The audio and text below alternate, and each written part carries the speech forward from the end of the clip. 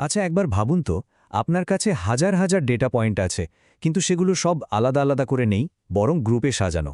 ধরুন একটা শহরের হাজার হাজার মানুষের অফিসে যাতায়াতের সময় এই জট থেকে আসল গল্পটা মানে গড় সময়টা বের করবেন কিভাবে? চলুন আজ সেই রহস্যটাই ভেদ করা যাক। আর ঠিক এখানেই আসল চ্যালেঞ্জটা শুরু হয়, যখন আমাদের কাছে প্রত্যেকটা মানুষের আলাদা আলাদা ডেটা নেই, শুধু এই রকম গ্রুপ বা ক্লাস ইন্টারভেলগুলো জানা আছে, তখন কিন্তু সাধারণ গড় বের করার নিয়মটার আর কাজ করে না। এই ধরনের গোষ্ঠীবদ্ধ বা গ্রুপড ডেটার জন্য আমাদের কিছু বিশেষ কৌশলের দরকার হয়। কিন্তু ঘাবড়ানোর কিচ্ছু নেই। এই সমস্যার সমাধানের জন্য আমাদের কাছে একটা দারুণ টুলবক্স আছে। এই টুলবক্সে আছে ৩টি অসাধারণ টুল: গড় বা মিন, মধ্যক বা মিডিয়ান, আর সংখ্যাগুরু মান বা মোড। এই ৩টি টুলই আমাদের ডেটার কেন্দ্রবিন্দু খুঁজে পেতে সাহায্য করে, তবে প্রত্যেকটার পথ কিন্তু একটু আলাদা। তো চলুন দেখে নিই আমাদের আজকের জার্নিটা কেমন হবে। আমরা একে একে এই ৩টি টুল কিভাবে ব্যবহার করতে হয় তা শিখব, আর সবশেষে দেখব কোন পরিস্থিতিতে কোন টুলটা ব্যবহার করা সবচেয়ে ভালো সিদ্ধান্ত। চলুন তাহলে আমাদের টুলবক্সটা খোলা যাক। প্রথম যে টুলটা আমরা বের করব সেটা হলো গোষ্ঠীবদ্ধ গড় বা গ্রুপড মিন। এটাকে বলতে পারেন পুরো ডেটা সেটের ব্যালেন্স পয়েন্ট বা ভারসাম্যের বিন্দু, মানে এমন একটা মান যার চারপাশে বাকি সব মান সুন্দরভাবে ছড়িয়ে আছে। এখন প্রশ্ন হলো, এটা কাজ করে কিভাবে? যেহেতু আমরা গ্রুপের ভেতরের আসল মানগুলো জানি না, তাই আমরা এখানে একটা ছোট্ট চালাকি করি। আমরা ধরে নিই যে একটা গ্রুপের ভেতরের সব মান তাদের মধ্যবিন্দুর সমান। এটা এক ধরনের অনুমান, কিন্তু যখন ডেটা সেট অনেক বড় হয় তখন এটা আশ্চর্যজনকভাবে সঠিক ফল দেয়। ওকে, এই সূত্রটা দেখে হয়তো একটু ভয় লাগতে পারে, কিন্তু বিশ্বাস করুন, এর ভেতরের আইডিয়াটা খুবই সোজা। আমরা যা করি তা হলো প্রত্যেকটা গ্রুপের মধ্যবিন্দুকে সেই গ্রুপে কতজন আছে মানে তার পরিসংখ্যা বা ফ্রিকোয়েন্সি দিয়ে গুণ করি। সব গ্রুপের জন্য এটা করার পর ওই গুণফারগুলোকে একসাথে যোগ করে মোট সদস্য সংখ্যা দিয়ে ভাগ করে দিই। ব্যাস, হয়ে গেল। চলুন একটা বাস্তব উদাহরণ দিয়ে ব্যাপারটা পরিষ্কার করা যাক। এখানে ৬০ জন কর্মচারীর ওভারটাইমের ডেটা দেওয়া আছে। প্রথম সারিটা খেয়াল করুন। ০ থেকে ১০ ঘন্টা ওভারটাইম করেছেন ৫ জন। এই গ্রুপের মধ্যবিন্দু হল ০+১০/২ মানে ৫। তাহলে এই গ্রুপের মোট ওভারটাইম আমরা আনুমানিক ধরে নিচ্ছি ৫×৫ মানে ২৫ ঘন্টা। একইভাবে পরের গ্রুপে ১০-২০ ঘন্টার মধ্যবিন্দু হল ১৫, আর কর্মচারী আছেন ১২ জন। তাহলে মোট ওভারটাইম হল ১৫×১২ মানে ১৮০ ঘন্টা। এভাবে সবগুলোর এফএক্স বের করে যোগ করলে আমরা পাই ১৫৯০। আর এখন ফাইনাল স্টেপ, এই মোট এফএক্স মানে ১৫৯০কে মোট কর্মচারীর সংখ্যার ৬০ দিয়ে ভাগ করলেই আমরা আমাদের কাঙ্ক্ষিত গড় পেয়ে যাচ্ছি, আর সেটা হলো ২৬.৫ ঘন্টা। এর মানে এই অফিসের কর্মচারীরা গড়ে প্রতি সপ্তাহে ২৬.৫ ঘন্টা ওভারটাইম করেন। আর এই জিনিসটা কিন্তু শুধু ওভারটাইমের হিসাবেই কাজে লাগে না। ভাবুন তো, একটা স্কুলের শিক্ষকরাও ঠিক একইভাবে ছাত্রদের পরীক্ষার নম্বর গ্রুপ করে গড় বের করতে পারেন। যেমন ৮০ থেকে ৯০-এর মধ্যে কতজন পেয়েছে এটা জেনে তারা পুরো ক্লাসের পারফরম্যান্স সম্পর্কে একটা দারুণ ধারণা পেয়ে যান। আচ্ছা, এবার আসা যাক আমাদের টুলবক্সের দ্বিতীয় টুলে, গ্রুপড মিডিয়ান বা গোষ্ঠীবদ্ধ মধ্যক। গড় যেখানে ডেটাসেটের চরম মান বা আউটলায়ার দ্বারা খুব সহজে প্রভাবিত হয়, মধ্যক সেখানে কিন্তু একদম পাথরের মতো স্থির। সে শুধু ডেটার ঠিক মাঝখানের মানটাকেই খুঁজে বের করে। সোজা কথায় মধ্যক হল সেই মানটা যেটা পুরো ডেটাসেটকে ঠিক মাঝখান থেকে ২ ভাগে ভাগ করে দেয়। আমাদের প্রথম কাজ হল ডেটার ঠিক মাঝের পজিশনটা খুঁজে বের করা। যদি মোট n সংখ্যক ডেটা থাকে তাহলে মাঝের পজিশনটা হবে n/2।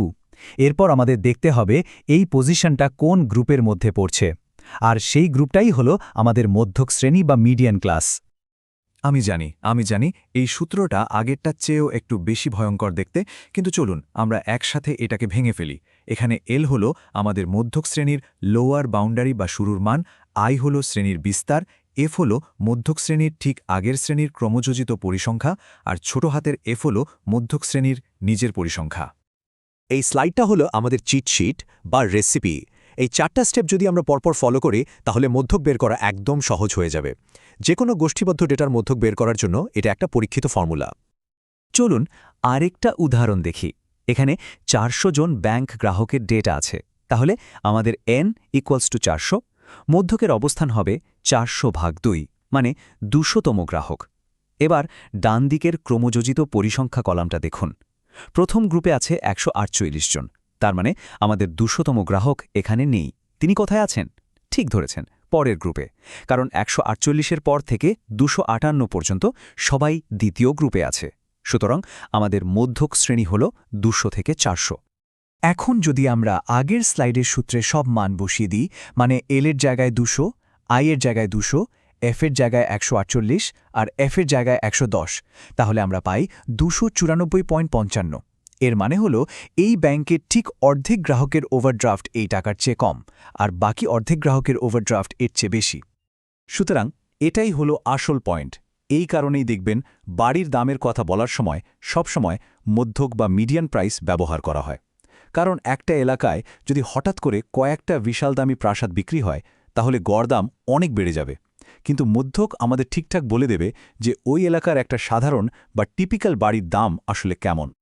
এবং ফাইনালি আমাদের টুল বক্সের শেষ এবং সম্ভবত সবচেয়ে সহজ টুল, সংখ্যাগুরু মান বা মোড। এটা অনেকটা ডেটার মধ্যে একটা পপুলারিটি কন্টেস্টের মতো। কোন মানটা বা কোন গ্রুপটা সবচেয়ে বেশি বারে এসেছে, সেটাই হলো মোড। খুব সহজ করে বললে, মোড হলো ডেটার মধ্যে সবচেয়ে জনপ্রিয় মান। গোষ্ঠীবদ্ধ ডেটার ক্ষেত্রে আমরা একটা নির্দিষ্ট সংখ্যাগুরু মান পাই না, বরং আমরা প্রথমে সেই গ্রুপটাকে খুঁজে বের করি যেখানে সবচেয়ে বেশি ভিড়, মানে ফ্রিকোয়েন্সি সবচেয়ে বেশি। এই গ্রুপটাকেই বলা হয় মোডাল ক্লাস। এই টেবিলটার দিকে তাকালেই কিন্তু উত্তরটা প্রায় পেয়ে যাওয়া যায়, তাই না? দেখাই যাচ্ছে যে 175 থেকে 180 সেন্টিমিটার উচ্চতার গ্রুপে সবচেয়ে বেশি কর্মচারী আছেন, মোট 20 জন। সুতরাং কোনো রকম দ্বিধা ছাড়াই আমরা বলতে পারি এটাই আমাদের মডেল ক্লাস। এখন এই মডেল ক্লাস থেকে একটা নির্দিষ্ট মান বের করার জন্যও একটা সূত্র আছে, আর এই স্লাইডে আমরা সেই সূত্রের উপাদানগুলোই দেখছি। যেমন এল হল মডেল ক্লাসের শুরু, মানে 175, এফএম হল ওই ক্লাসের ফ্রিকোয়েন্সি, মানে 20, এর আগেরটা 15 আর পরেরটা 8। এর একটা খুব সহজ বাস্তব উদাহরণ হল জুতোর দোকান। একজন দোকানদার যে সাইজের জুতো সবচেয়ে বেশি বিক্রি হয় সেটাই তার মোড, আর তিনি স্বাভাবিকভাবেই সেই সাইজের জুতোর স্টকই সবচেয়ে বেশি রাখেন। তো আমরা 3টা টুলই চিনে গেলাম, কিন্তু সবচেয়ে গুরুত্বপূর্ণ প্রশ্নটা হলো কখন কোনটা ব্যবহার করব। এর উত্তরটা কিন্তু লুকিয়ে আছে আমাদের ডেটার বন্টনের আকৃতির মধ্যে। এই স্লাইডটা খুব গুরুত্বপূর্ণ। মূল কথাটা হলো, আপনার ডেটাসেটে কি কোনো অস্বাভাবিকভাবে বড় বা ছোট মান আছে যেগুলোকে আমরা আউটলায়ার বলি? যদি থাকে, যেমনটা বাড়ির দাম বা মানুষের আয়ের ডেটাতে থাকে, তাহলে মধ্যক আপনার সবচেয়ে ভালো বন্ধু। আর যদি ডেটা মোটামুটি প্রতিসম বা সিমেট্রিক্যাল হয়, মানে একটা ঘন্টার মতো দেখতে হয়, তাহলে গড় ব্যবহার করা যেতে পারে। ব্যাপারটা আর একটু সহজ করে ভাবা যাক। ডেটার যে লম্বা লেজটা থাকে, গড় সবসময় সেদিকে একটু হেলে পড়ে। যদি খুব বেশি আয়ের মানুষ থাকে, তাহলে ডেটার লেজটা ডান দিকে লম্বা হবে আর গড় আয়ও মধ্যকের চেয়ে বেশি হবে। আর যদি ডেটাটা একটা পারফেক্ট ঘন্টার মতো দেখতে হয়, মানে সিমেট্রিক্যাল হয়, তাহলে এই তিনজনই, মানে গড়, মধ্যক আর সংখ্যাগুরু মান, প্রায় একই জায়গায় থাকবে। তাহলে সবশেষে আমরা কি বুঝলাম? পরের বার যখন কোনো খবরে বা রিপোর্টে গড় আয় বা গড় দাম এই ধরনের কথা শুনবেন, তখন একটু থামবেন, নিজেকে প্রশ্ন করবেন, আচ্ছা, এটা কোন গড়? এটা কি মিন, মিডিয়ান নাকি মোড? কারণ সঠিক উত্তরটা কিন্তু পুরো গল্পটাই বদলে দিতে পারে। মনে রাখতে হবে, সঠিক টুল ব্যবহার করলে ডেটা আমাদের সত্যিটা বলে, আর ভুল টুল ব্যবহার করলে ডেটা মারাত্মক বিভ্রান্তিও ছড়াতে পারে।